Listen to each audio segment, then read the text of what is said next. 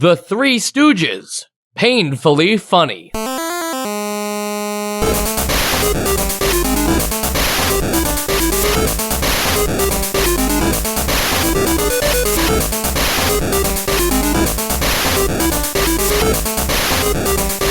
And welcome to Nostalgia, a chronological exploration of every NES game released in North America. I'm Mike. And I'm Sean. And today we're going to talk about Ghostbusters 2. But not really. We're in the wrong episode, Sean. Well, let's just start there. I think this is the first time we've seen a fourth wall break in an NES game. Absolutely, and arguably the strongest, not to say that the game sucks or anything, but that is a very strong start for this game. Like, it's to have a Stanley Parable. Yeah, and considering that Ghostbusters 2 hasn't even released yet, so it's like, at least the video game, you know, it's like, why would you make that joke? Like, I wouldn't think that I was getting Ghostbusters 2 at all. If anything, they should reference an older game that they already made. Like Ghostbusters. You know? Or Defender of the Crown. Oh, yeah. I don't think they made the original Ghostbusters. The Ghostbusters 2, as far as I know, is not a Ghostbusters franchise simulator. That's true. I mean, maybe it isn't. I don't know. Yeah. Now, you know, we have to talk about it. So you start the game, Ghostbusters 2 shows up, and then there's some good voice acting too. Like, you can actually hear, I don't know who's who, Mo, Curly, the other guy. The three people. Who is the third one? Mo, Curly. Come on, let's make people cringe. It's Jared. No, Larry, Curly, and Mo. Yeah, there you go. Yeah. So obviously we have no familiarity with the Three Stooges, but just not even because they're like not from our time or anything. But like, I haven't really ever thought that like that kind of like comedy would be appealing to me today. Like, I don't know. That's like. That's back when like throwing a pie in someone's face was funny. That's gone now. You can't get a laugh. I think it's still funny, but you just have to do it like in the right context. Like, you have to ironically throw it into their face now. Like, it's not just straight up funny. Or it's got to be like on YouTube with somebody who didn't know that they were going to get pied. It can't be like in the show. You know, the fact that like a television show would have, like, this is like, to me, I would think of the Three Stooges as the original Impractical Jokers, but minus the reality section of it. See, I know of the Impractical Jokers, but I know nothing about them. Are they like lame? Are they lame?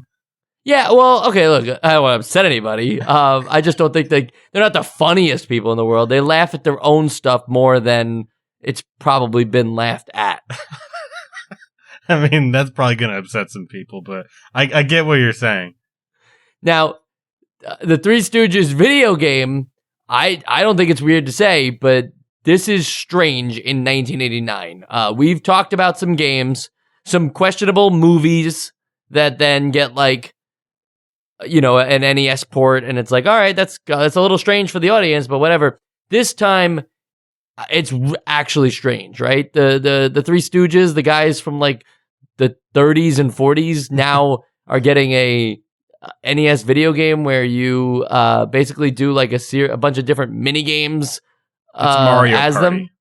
I was thinking it's even like WarioWare. Yeah, WarioWare, Mario Party, Three Stooges.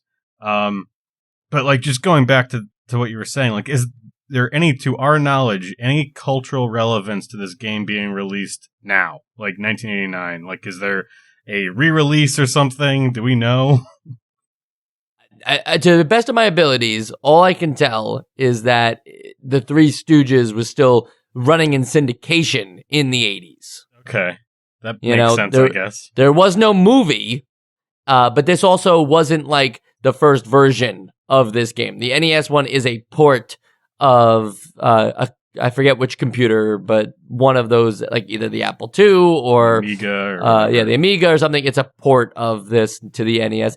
And this is a game that will only become more confounding. I'm not going to do the sequels and spin-offs now, but just a tease for later in the episode. You won't believe the kind of legs that the Three Stooges, this exact game, with no added bonuses or remastering, you won't believe what legs it has in terms of ports. So stick around for that, but in the meantime, let's talk about the actual game. The Three Stooges, it's essentially like setting up what I would think would be the stronger thing to do is set up like an episode of the Three Stooges, and then you like go through it. But instead, they have to rescue an orphanage by earning enough money in mini games that are based on various Three Stooges films or TV episodes or what have you. I just feel like that's a little complicated because there's the whole somebody is trying to steal the orphanage first, right? Like this Mr. Money guy. He's got the keys to the orphanage. So you have to earn enough money to buy it back from him, as if he wasn't just doing it for nefarious purposes. He's just doing it for money accumulation. I thought it was just rent. Like they just need to pay rent that month. But it's not even their orphanage. It's like some... Yeah, like, but like they're just like, oh, we're going to take up the cause of this orphanage and their late rent. I got it. Okay, that's just something that the Three Stooges do. So you hope that like in your own hometown you run into them and be like, hey, could you pay my rent this month? Well, I mean, if you have orphans in your house, maybe they will. But okay. Then you get into this other thing where they sort of congregate against a brick wall, and now they're going to select the jobs they're going to do that day. And I don't know, what were your thoughts on this? Right. So this is how they gamify it then, because now you only have 30 in-game days to earn enough money to get the orphanage back. So the jobs that they take are the mini games. That's where it gets clever again. Now I'm like, oh, I understand what the assignment is, and the jobs being the mini games. Yes, it's Mario Party, it's WarioWare. These are short bursts of gameplay that I'm not sure if I fully understood all of them. But at least they didn't. At least they didn't last forever, and at least you got to experience some really weird stuff. I feel like at this point, we could just talk about every single one of them. But for me, in terms of standout minigames, that soup cracker one is just wild. Okay, I get that this is a reference to an episode, and maybe some of our listeners are big Three Stooges fans, and they get what happens in that episode, but I have zero context.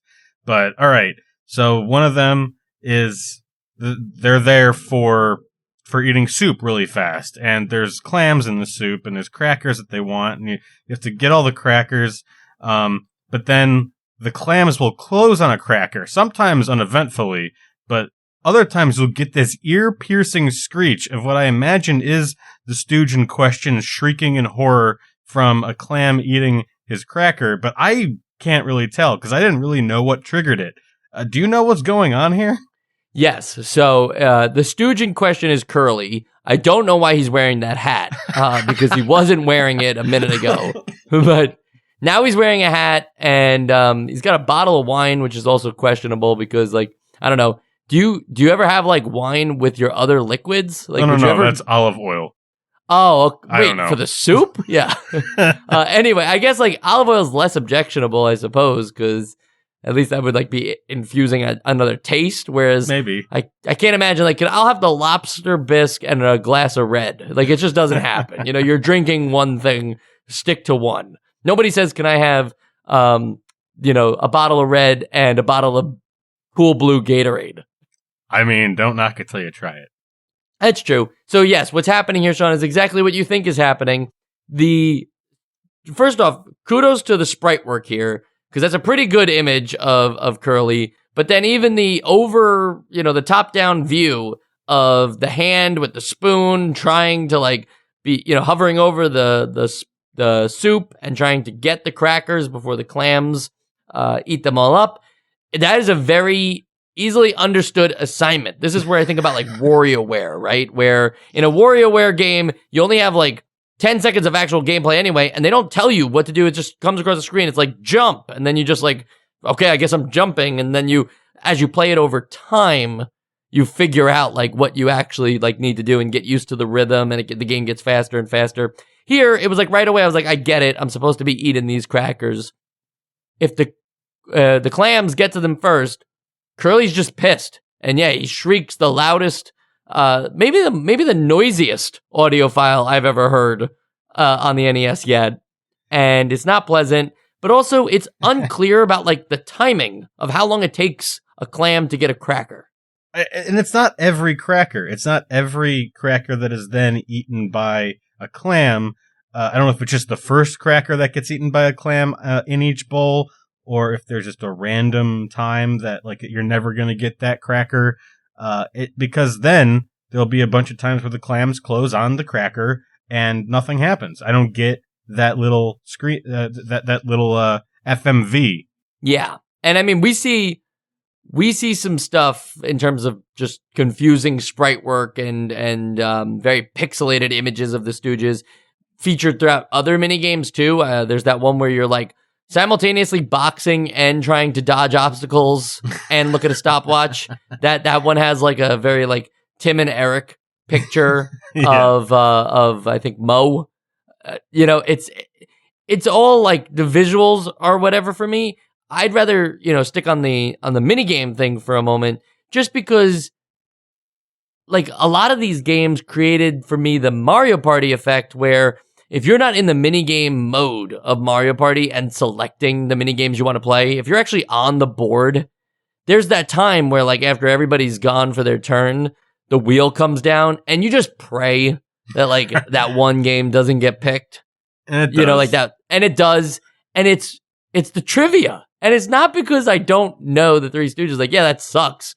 But like in general, trivia for the Three Stooges implies that like in this game at least, right, only super fans should be owning a copy of the Three Stooges. Like there's no accessibility here for newcoming fans or people who are just interested in these three weird characters. It's like, no, now you won't earn a penny because you don't know anything about the show. And thankfully there's only 3 possible solutions, so like you're bound to get some money from this if you just randomly select, but that's not how you want to play this game. Like but the questions that are asked are like, in what year did Curly join the show, played by whoever the hell?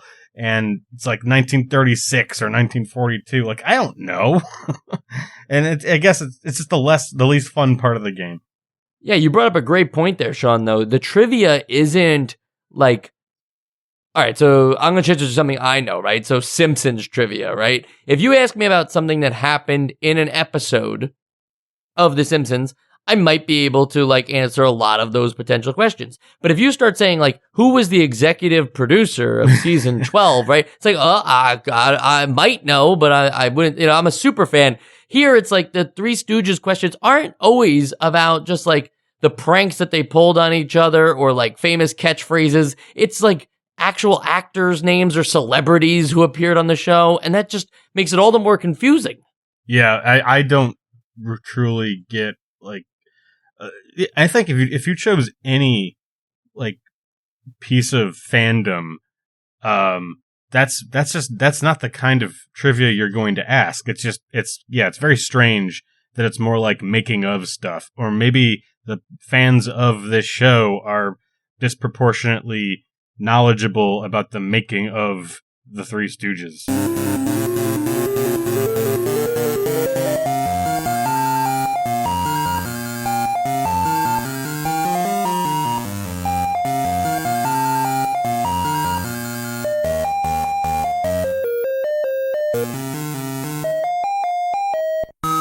There's another minigame where you're at like a fancy dinner banquet and you have to throw pies in the faces of the more regal looking guests. Members and of the hoity-toity club. Oh, there you go. And they will throw pies back at you and you're trying to hit them with pies to earn money. So again, unclear. But then again, I don't think like, technically the more soup Curly ate, the more money it would have cost him to eat the soup. So, by that logic, he shouldn't have earned any money for eating crackers. I don't think he was just going to like a restaurant ordering all these soups. I think he was a part of like a competition, like a soup eating competition. Oh, okay. So this is a pie throwing competition. No. You're a waiter. You're supposed to be serving pies to these people, and you don't get paid if you drop pies. Got it. Okay, it's all making sense now. Thank you. so much for explaining it to me and the listeners. Absolutely. I found the control scheme of this one to be something that made me say, please don't ever pick this one again, because you don't have a clear, like, so the Three Stooges are, just like in a row, but you control all three of them at once, and there's different inputs for like who's gonna pick up the pie versus who's gonna throw the pie, and when the other people are ducking, you have to like look out for that. It had that whole, we've used this before, that quap thing going on where it just felt unintuitive, because it's not how I would actually think about targeting people with pies in a two-dimensional video game. Instead, they just created their own rules about what buttons you might have to press. I actually found it relatively intuitive. Like, basically, they're lined up in a row, like going into the depth of the frame, and to select who on your team, who of the Stooges is going to duck. Up is for the farthest back, left or right is for the middle guy, and down is for the one closest to you. And so, like, when you're viewing the guys from this angle, it kind of like lines up with the D-pad. But then when you want to throw, it adds a button you have to hold, and then you're pressing the same button again. So it's elegant in one way and then really fumbly in another. So I get what you're saying, but I also kind of got what they were trying to do. Then you have, on the wheel, you have a bunch of other mini games and stuff too, but you also have some weird things like mouse traps that just immediately are like, it's not a game over necessarily. I think you need to, how many mouse traps is it? 4? It's either 4 or 5 where it's like, oh, game over, you ran out of fingers or something. Yeah, they injure the finger of one of the Stooges, and then once they have 4, 5 would make more sense, I suppose, but there's nothing you can do with just a thumb. So, once you've lost 4 fingers, it immediately ends the game, regardless of the numbers of days completed. Dude, does it really need that? Do we really need like a, this is like similar to Wheel of Fortune with the bankrupt thing on the wheel. It's like, there's already other ways to lose money in these games. Do we really need one that just stops the game for you? Yeah, because I think there's only one other tile that loses you money, and I think that's the gangster-looking guy who I think is the banker or whatever, or the person that is the landlord of the orphanage, one of these things. And he'll take money from you, but I don't know what the thresholds are for each of the endings of this game, whether you save the orphanage or not, so I don't know if it needs more negatives, but I guess it's a balance thing. But the only thing that I don't appreciate about it is if you do land on one of these mouse traps, it should move the screen, it should change like what your board looks like, because the way that this game works, like every time you select a mini game or a like free space or a negative thing, the board moves forward, so you have new things to choose from, more or less each time, each like in-game day. But if you hit the mousetrap, you got the same view again, and there could be like 3 or 4 mousetraps on this thing, and you could just like end up losing everything. I should not be getting this riled up over the Three Stooges board game proportion, but I did find it rather annoying. I just find that if the whole thing is that they need to, raise money or whatever, then the jobs should be more like the, now that you've clearly explained it to me, they should be more like the waiter and doctor jobs that are things that are more practical occupations where I can kind of understand how they're acquiring this money, but also understand why, if they don't do a good job, they won't have enough money at the end of the day. The mousetrap thing is like, maybe that's a hilarious Three Stooges trope, but it should have been something that like, now there's a mini game where you have to walk through a room of mousetraps and try to avoid them all, but if any of them hit you, then it's a potential, just 3 more and then game over. Like, make it more interactive than just a consequence on a wheel for this kind of game, because they've done it with the waiters and the doctors thing where they're also really silly. They're not actually performing open heart surgery or anything. They're on like little scooters or carts or something, following behind a real doctor as they try to collect red crosses, which I'm not even sure what that's supposed to imply, but the more of those you collect, the more money you make. I just appreciate, like, you know, going back maybe a minute or so when you said that, like, you know, the more feasible solutions of, like, you know, like answering a help wanted ad as a doctor and the things you can actually do. Like, just thinking about in the world of the Three Stooges where there is a help wanted ad for being a surgeon, and it was tough in the Great Depression. Yeah. I guess that's just how it was back then. Things were tough. But no, when it made more sense, like with the fact that they were working these odd jobs, and the boxing thing didn't really make too much sense to me. I don't know what episode that's supposed to be referencing. Like, is there a boxing episode where another one of the Stooges is rushing underground somewhere? Like, is that what's happening? Right, because you're doing like two things at once here. You're controlling Larry on like he's an obstacle course where he has to dodge everything, and it's not that easy. No. This is not Super Mario Brothers platforming where you control like necessarily precise. Like yeah, exactly. And it's not like clear what's how you dodge everything, at least the first time. So how to dodge a pole to me was just something the first time around where I was like, guess I'm gonna hit all these poles. Like I can't figure out how to get around them. Now there's other, you know, there's plenty of other obstacles, but you're doing that to get to a radio shop to get a radio, so Curly will be able to hear "Pop Goes the Weasel." That's what's supposed to be happening. And Curly is in the ring and has to survive 6 rounds with Killer Kilduff at the same time.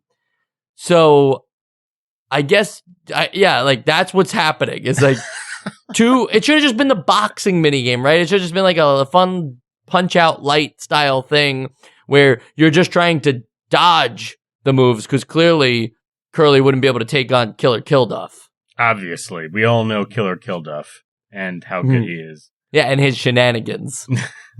There's the banker one where you'll either get a letter saying you'll never make enough money. Like that's like when you go to Super Mario 64 when you get inside the castle for the first time and Bowser like just says something really rude to you about like how you're never gonna beat the game or whatever, and it's like the banker here again, just a non-event that barely needs to happen. Could just be built in at like turn 10, right? Just like have the banker say that regardless. Some of them are like, I'm gonna take, my safe fell on you and I don't appreciate that happened, so I'm gonna charge you $1,000 for it. But then there's also another one that just says safe, where you let a safe fall on your head and then you get the money inside. The fact that we already covered all of the mini games, and now the rest of these are just like sort of non sequitur free spaces that you will land on and either get money, have money taken away, or nothing happens. And then there's the last one, which is where you get to beat up your co-Stooges, and I think change the speed at which the hand that selects the game moves. It's all very unclear. Did you have any luck with that? Yeah, so I didn't have any luck with that, but I found that to be, true to the spirit of, I guess, what the Three Stooges is all about. That was funny. That was funny to just like slap the shit out of each other and make that into some kind of game where, hitting the Stooge makes the meter go toward slower or faster, depending on, sure, I'm sure that helps later if you want to land on a specific space when you need more money, if you want it to be slower. Just where you can stop it, because you do stop the wheel. You hit the button. Yeah, you have to do it. Right. It just at a certain point it gets so fast that you're not. It's just random. Right. So I guess you're hoping to, but why would beating the shit out of each other make the wheel slower? Are they spinning the wheel? It was in the episode, Mike. Right. I guess, like, theoretically, if I'm on The Price is Right, I like how many references to other games we've been doing, but if I'm on The Price is Right and someone beats the shit out of me beforehand, I'm not going to be able to spin that wheel one full turn around, Yeah, that's true. Yeah. The giant wheel with all the different money on it. that only goes up to $1. But that should mean, though, that the mousetraps should help slow everything down, too. So, who knows?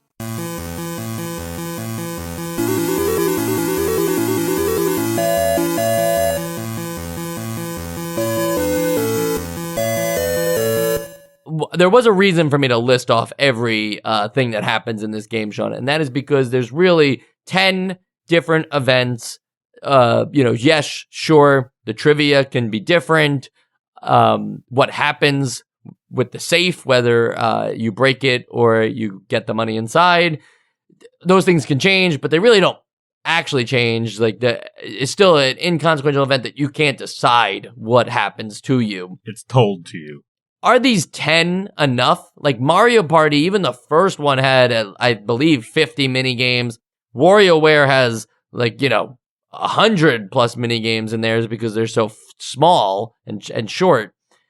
I just don't see myself. I gave one full playthrough of this game to understand it. I don't see myself going back because there's just not enough variety here. No, absolutely. Like in the Jeopardy Junior episode, I think we come out to something around 28 permutations of Jeopardy. Like we could play 28 games with unique categories. Is that yes. sort of? Yeah, that's exactly what it was, and then it's actually technically double if you don't mind getting a Final Jeopardy that you've already received. Yeah, so there's that in that game, and then you've got this game where it's only got 10 things to do, and it makes you do it 30 times. So at the if all the things are average and you just sort of, by the luck of the draw, play an average amount of everything, you're already going to be playing these things 3 times. And if it's not average, and you get more of one thing than another, you're going to be playing waiter or follow the surgeon into the operating room 7 times. So there's really not enough to even support a full playthrough of the game here. Yeah, you're already running into replaying these things. So if you're like me and you didn't particularly enjoy the pie throwing, the trivia, the boxing, then all of a sudden now you've got 7 potential things that you're looking forward to. It's just soup. Just let me go into the free play mode and just keep trying to get the soup high score, which is ridiculous, and that shouldn't be the case either. Sean, you were asking about how much money is required for the various states. There are no various states. It's win or lose with the orphanage. There's no bigger party or anything like that. It's either get $5,000 to buy the orphanage. You could walk away with $8,000. Great. Now you don't get to see what you do with the other $3,000. It's just you either have more than $5,000 or you have less than $5,000. So you either buy the orphanage or you don't. I think it's just pay their rent. Right. Probably just pay their rent, because what would they do with the orphanage? Would they then be involved in is it a clown college? Is it now a pie throwing factory? Okay, maybe this is not in all the versions, because you did say there's several versions of this game, but I could have swore when I was just initially reading the Wikipedia article that you could marry the orphanage runner's daughters or something, and that was a viable ending to this game. There's, to the best of my knowledge, there's no way that happens in the NES one. Okay. I hope I'm not just making this up. That's a fun thing, though, because I think that's if you probably haven't, we're going to throw it to another game. You haven't probably played Luigi's Mansion on GameCube, but in that game, your main quest is to rescue Mario, but you're collecting money along the way. And eventually there are I think 10 different scenarios for the ending based on the amount of money you've accumulated, that that will be the mansion that you can buy. So if you barely collected any money in the game, you don't even get a mansion. You get the world's smallest house. And then if you collect all the money in the game, you get this gigantic mansion that looks just like the one on the box. And you're like, oh, great. I got I won. But there's also states in between. Good question. I don't think so. You do vacuum every last ghost, and that is how we get rid of ghosts. You vacuum them. Mm-hmm. We've learned that now from Ghostbusters and Luigi's Mansion.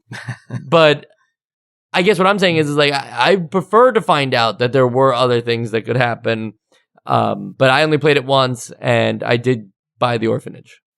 Or rent it, sorry, or pay for its rent, or whatever, or turn it into a soup eating competition. Let's just go with buy the orphanage. Great. Privatize the orphanage.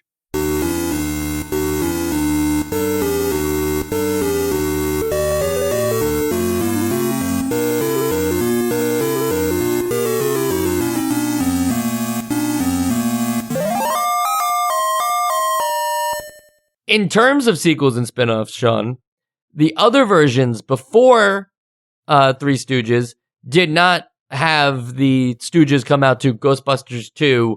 They walk into, as I mentioned as a potential idea, Defender of the Crown, which is a game that we did play on the NES, if you remember. And I liked that one. As you know, we just played Romance of the Three Kingdoms a while back, and that was a game that I didn't enjoy as much as Defender of the Crown. It certainly was like that, though. Yes. But those are all the computer versions of this game. And, you know, again, I do think it's weird that Ghostbusters 2 hasn't come out, but they're just seeding that idea of like, oh my God, if they ever make a Ghostbusters 2 video game, I've got to buy it. And do they, Mike? Do you know? They do. CinemaWare does wind up making a Ghostbusters 2.